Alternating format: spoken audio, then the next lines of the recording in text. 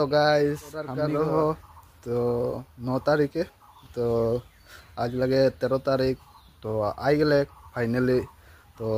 बाकी आने जाए रही एन किरको लगी तो देखाबो तो पार्सेलटा आनबक्सिंग करब तो सब देखा थकबो এই যে আনবক্সিং করছি ধরবে তো একটা গ্লাস লাগে ব্ল্যাক কালার এটা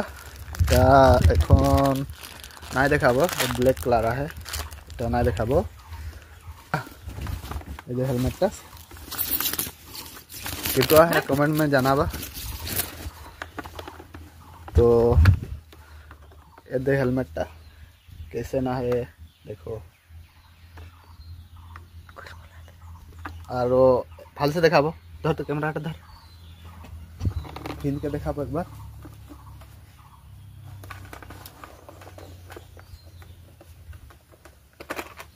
दुईटा ग्लास है हो